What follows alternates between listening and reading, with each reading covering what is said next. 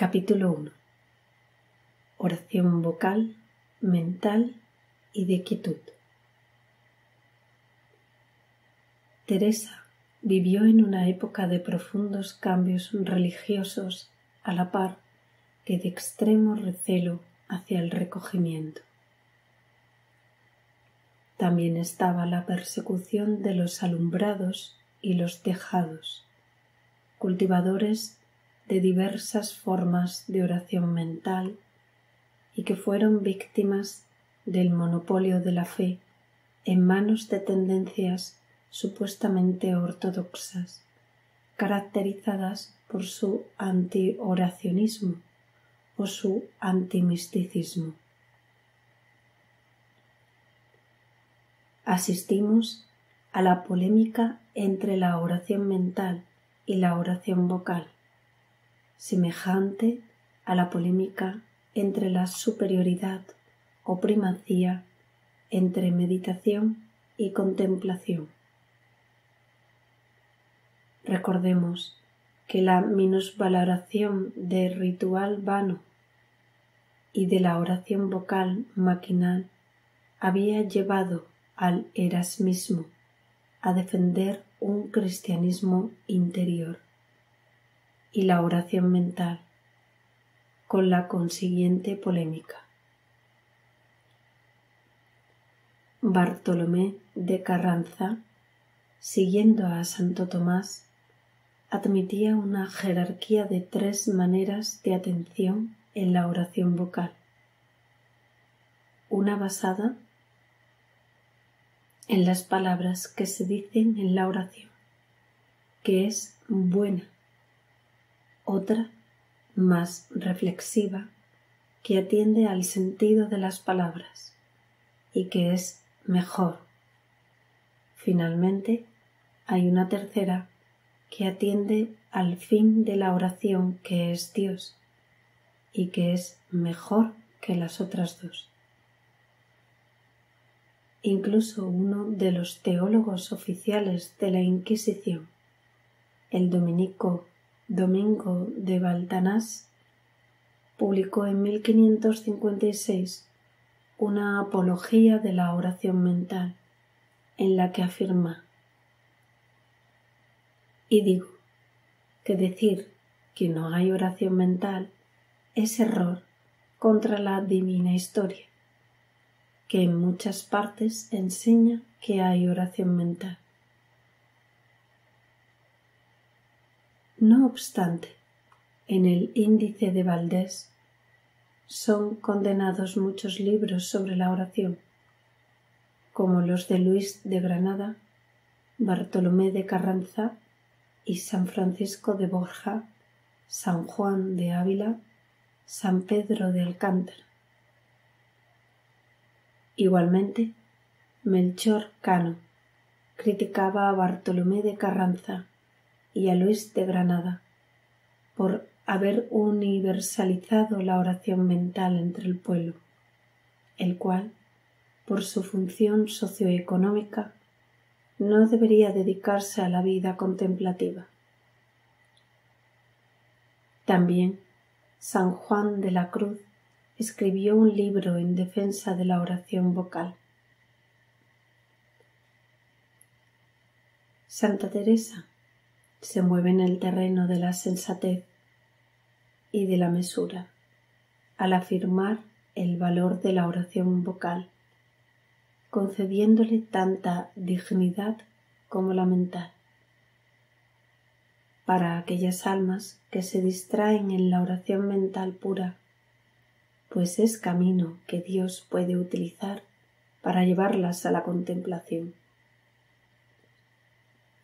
Por supuesto que no quiere que se enseñe al pueblo solo la oración vocal. Por el contrario, como firme defensora de la oración mental o contemplativa, criticará la opinión oficial de los letrados y de los inquisidores, de los que afirma que hay muchas personas en hecho de verdad que sólo el nombre de oración mental o contemplación parece las atemoriza. lo cual es más sorprendente si se tiene en cuenta que tales censores desconocen de qué se trata, pues no os entendéis ni sabéis cuál es la oración mental, ni cómo se ha de rezar la vocal, ni qué es contemplación. Lo cierto es que cuando escribió que cuando os dijeren no es bien tengáis otra oración, sino vocal, no os desconsoléis, que rezar vocalmente no os lo puede quitar nadie. El censor anotó al margen del manuscrito. Parece que reprehende a los inquisidores que prohíben libros de oración mental. Y en efecto, la frase fue censurada y no pasó a CV. Igualmente censurada fue la frase y que cuando nos quitaren libros no nos pueden quitar este libro, que es dicho por la boca de la misma verdad, que no puede errar. Su firme convicción en la eficacia de la oración mental le lleva a aconsejar no hacer caso a quienes afirmen lo contrario, aunque fueran teólogos.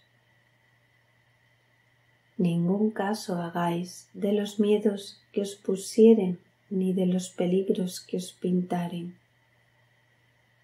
Quien os dijere que esto es peligro, tenedle a él por el mismo peligro y huid de él. Y no se os olvide que por ventura habéis menester este consejo. Y es que en esta cuestión Teresa de Jesús hablaba por experiencia propia. Os confieso que nunca supe qué cosa era rezar con satisfacción hasta que el Señor me enseñó este modo. Porque es un modo de orar que ayuda a no andar el alma perdida y las potencias alborotadas, como el tiempo os dirá. En suma, las formas comunes de oración tales como la vocal o la discursiva, que implican pensar, considerar o reflexionar, tienen su valor, pero no son tan puras ni adecuadas para alcanzar la contemplación. Ahora bien, la verdadera oración mental tampoco consiste en rezar mentalmente. Sabed, hijas, que no está la falta para ser o no ser oración mental en tener cerrada la boca. Por el contrario, la oración mental, entendida como suspensión del pensamiento o entendimiento, es un medio más eficaz para disfrutar del agua viva de la contemplación. Por esta vía de no poder obrar con el entendimiento, llegan más presto a la contemplación. Es más, alcanzar tal estado de desapego temporal de los pensamientos es una señal inequívoca de que estamos en el camino adecuado, pues pierde de obrar el entendimiento porque lo suspende Dios. Además, la práctica de la contemplación no es necesariamente más difícil que otras formas de oración, sino por el contrario, es accesible a cualquier persona con independencia de su formación cultural. De hecho, hay probos religiosos que han dedicado su vida a la contemplación sin provecho alguno, de modo que lo que en 20 años de cansar el entendimiento no ha podido acaudalar, hácelo este hortelano en un punto.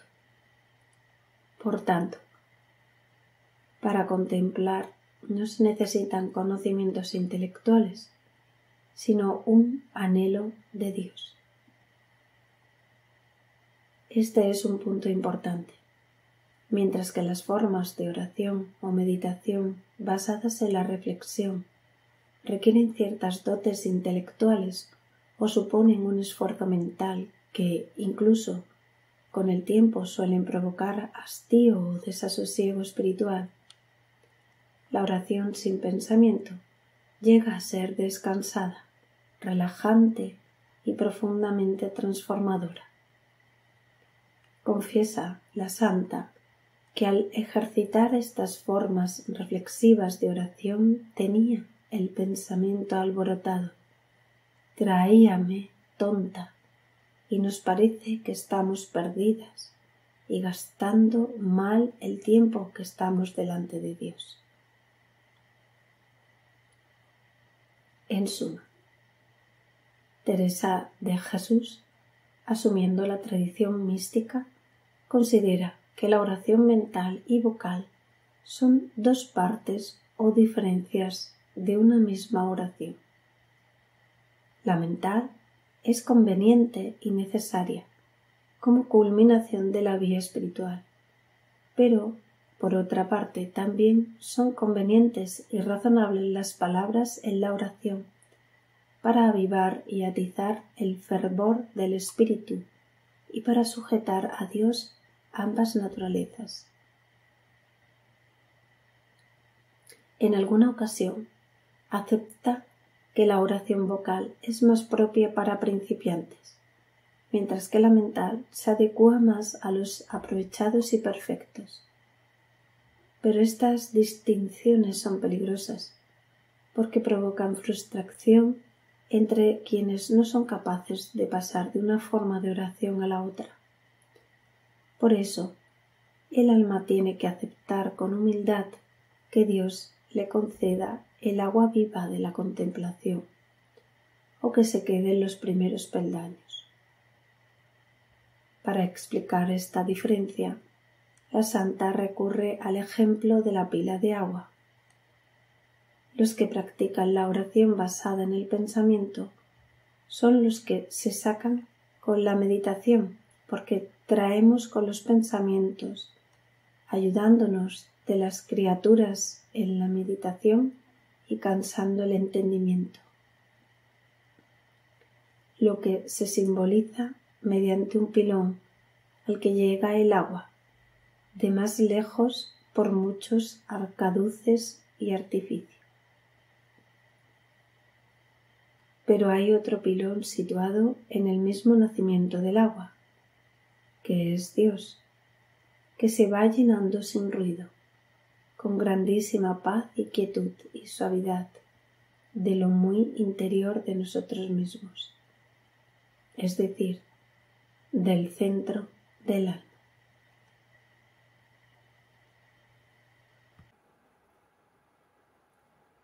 Capítulo 3. Pasos para el recogimiento y la ayuda de Yo Soy. Continuando la tradición contemplativa cristiana, Santa Teresa de Jesús divide en 3 los pasos para alcanzar la contemplación perfecta.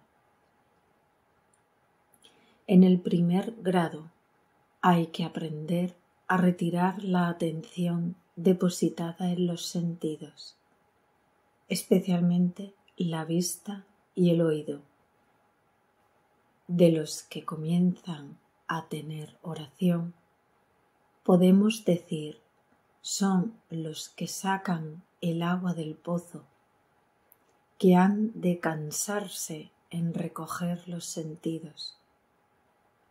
Han menester irse acostumbrando a no se les dar nada de ver ni oír, estar en soledad y apartados pensar su vida pasada, dejar los pasatiempos del mundo y cánsase el entendimiento en esto. Una vez que la atención se ha retirado de los objetos exteriores, ha de ser volcada hacia el interior. Es un recoger las potencias dentro de sí para gozar de aquel contento con más gusto. En el segundo grado comienza entonces la lucha o el juego por permanecer concentrados y desasidos de los sentidos, sin más lazo que la voluntad de permanecer en la oración. El principal obstáculo para proseguir la oración es el fluir del pensamiento, o como dice la tradición contemplativa cristiana, las actividades de las dos potencias superiores, el entendimiento y la memoria. Recuerdos y pensamientos nos asaltan sin que podamos evitarlo. Solo nuestra determinación de proseguir la meditación acaba por hacerles perder fuerza hasta que acaban cediendo, pues como la voluntad está unida con Dios, no se pierde la quietud y el sosiego. Antes ella, poco a poco, torna a recoger el entendimiento y memoria. Cuando los recuerdos y demás pensamientos nos impiden o nos expulsan de la meditación, aconseja la santa adoptar una frase o lema que ayude a retomar la atención y a ahuyentar los pensamientos. Está un alma en toda la tribulación y alboroto interior que queda dicho, y oscuridad del entendimiento y sequedad, y con una palabra que se le diga solo: yo soy, no hagas miedo, se le quita del todo y queda consoladísima. ¿Quién es yo soy? Es claro que Santa Teresa se refiere al sagrado nombre de Dios que fue revelado a Moisés en el episodio de la zarza ardiente. Yo soy quien yo soy, es decir, el ser, no condicionado por atributo alguno. La importancia y fuerza atribuida al sagrado nombre explica que sea utilizado como fórmula coadyuvante para mantenerse en la concentración y además que dicho nombre, según confiesa la propia Santa Teresa, le fuera revelado durante uno de sus éxtasis místicos. De esta manera, con la práctica contemplativa, al cabo de semanas o meses, el entendimiento y la memoria van progresivamente siguiendo a la voluntad, quedando casi quietas, de manera que resignadas o unidas todas las potencias, solo tienen habilidad las potencias para ocuparse todas en Dios.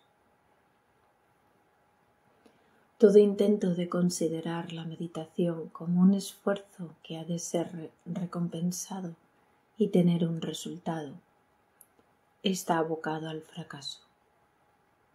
Ningún proceso espiritual se logra mediante el esfuerzo personal. ¿Acaso una sencilla y sincera oración, producto de la desesperación de un hombre, no puede tener más eco que una vida de esfuerzos ascéticos? No se negocia bien con Dios a fuerza de brazos, so pena de perder la salud. Es necesaria una amorosa disposición para poder escuchar, como se aconseja en algunos libros, que procuren no discurrir, sino estarse atentos a ver qué obra el Señor en el alma. Que si su majestad no ha comenzado a embebernos, no puedo acabar de entender cómo se pueda detener el pensamiento de manera que no haga más daño que provecho. Y así llega un día en el que se aprende a resignar los sentidos y las potencias del alma.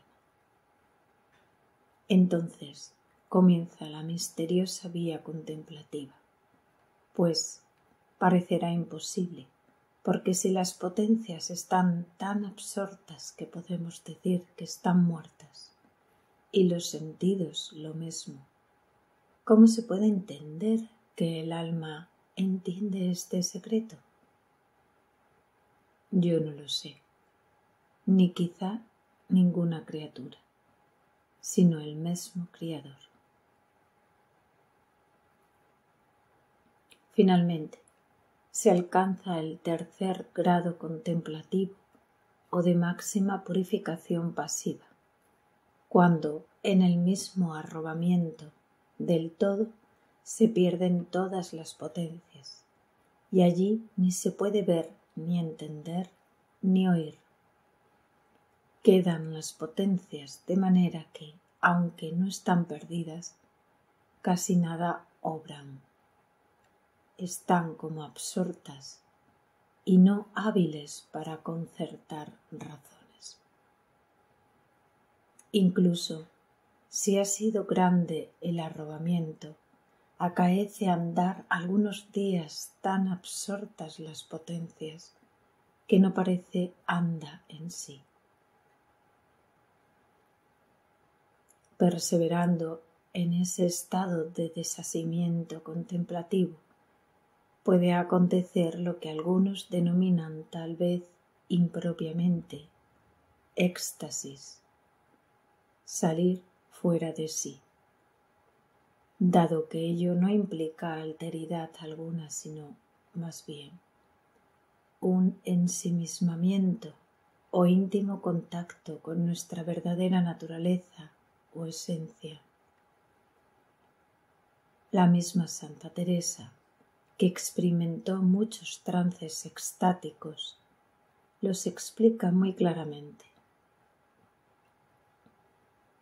Una vez entendí cómo estaba el Señor en todas las cosas y cómo en el alma, y púsoseme comparación de una esponja que embebe el agua en sí. En otras ocasiones explica la unión mística como una forma de conocimiento directo en el que la sensación de individualidad queda momentáneamente abolida en una totalidad omniabarcante.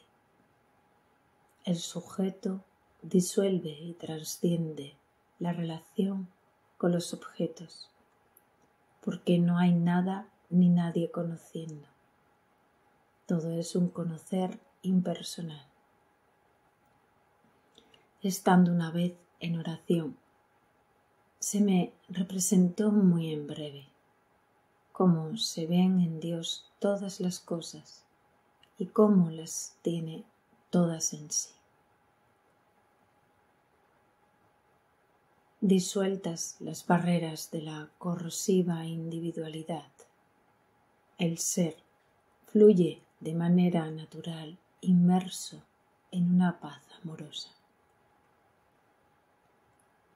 Estando una vez en las horas con todas, de presto se recogió mi alma y parecióme ser como un espejo, claro toda, sin haber espaldas ni lados, ni alto ni bajo, que no estuviese toda clara, y en el centro de ella se me presentó Cristo, nuestro Señor, como les suelo ver.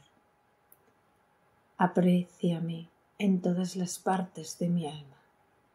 Le veía claro como un espejo, y también este espejo se esculpía todo en el mismo Señor por una comunicación que yo no sabré decir, muy amorosa.